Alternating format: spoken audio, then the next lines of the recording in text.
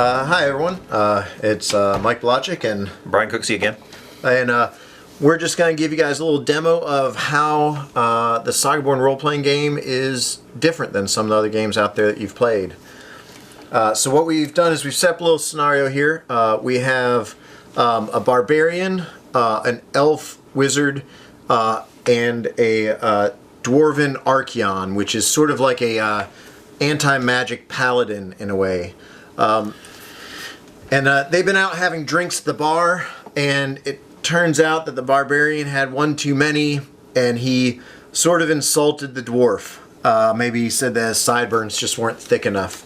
So the dwarf has decided that he's going to flip the table over on his drinking companions. And what we're going to do is we're going to show you how the heroic action works for a scene that's not just combat, but more sort of like, well, I guess heroic actions. Normally you'd have initiative, but we're just going to go that the dwarf has first initiative, barbarian has second, and the wizard has third.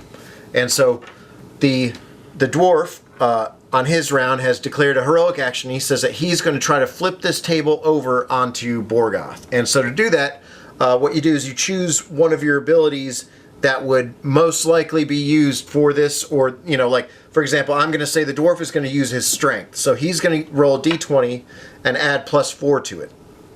And then the barbarian, who the table's being thrown at, what ability are you going to go with? I'm actually going to, once I see that what the dwarf is up to, I'm just going to try to keep the table where it is. So that'll be just an opposed strength roll, right? Yep. So I do my strength, and I also have a +4 bonus, which means we're pretty much rolling even. All right. Ready? Yep. I got a 16. All right. So Remley tries to flip the table over on Borgoth, and Borgoth just sets his hands down, and that table doesn't go anywhere. So next action is Borgoth. Right. So it's actually my turn, and let's see. Table's still where it is. I'm just going to reach over the table and try to smack the dwarf on the head. All right. So do you want this to be attack, or do you want to? Nah, it's attack now. Let's just do combat. So right. What's the dwarf's armor class? 17. All right. I missed. All right. So I did not get a 17. Even though they're drunk, well, I guess your actions weren't as good as you hoped. Yeah, not even remotely. All right. So now it is Anthias's turn. Okay. So he is the wizard. He's got a few spells he can try here, and he is going to attempt to subdue the dwarf with extreme prejudice. So what he's going to do on that one is use his wild magic spell. This is a spell that we won't go too deeply into the magic system, but it effectively costs 0 mana, which means he can pretty much fire this one all day. It just does a little less damage if it hits. So what he's got to do is range touch attack. So that is right. Just without any of his normal bonuses, right? Right.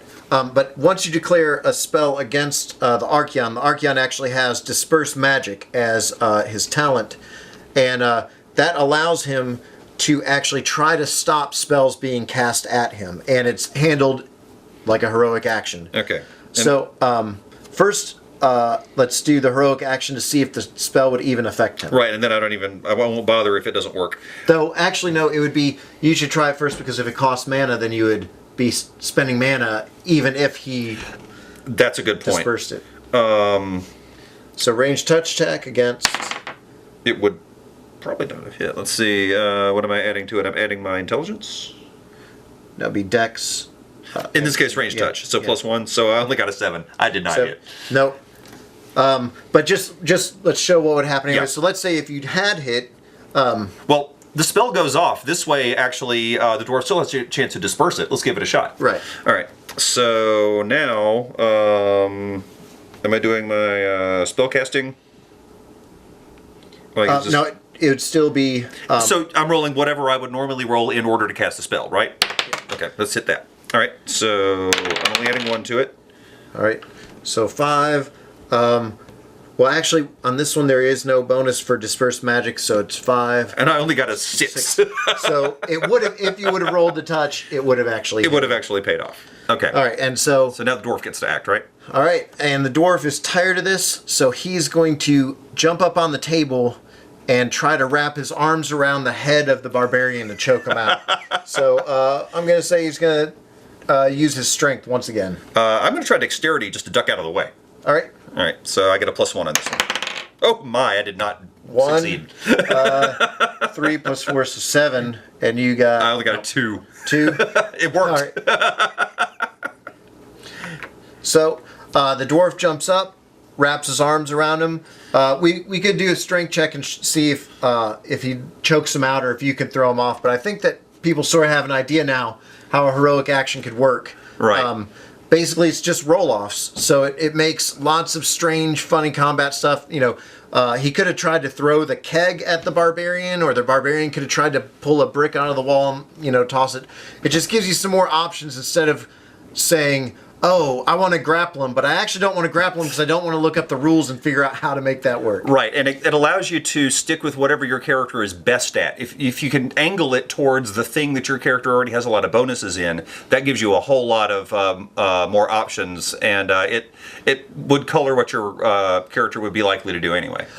Actually, someone once brought up, remember on the panel where I said, well, and then the dwarf throws the chair at the person. I was like, and you probably wouldn't roll an intelligence heroic action. So I was like, well, if you're Sherlock Holmes, you would, and you'd see where it was going. And that's true. So, that's true. So once again, if you're playing a game like this, it's a little bit more laid back. Make the argument with your game master and make it work for the story. Good point.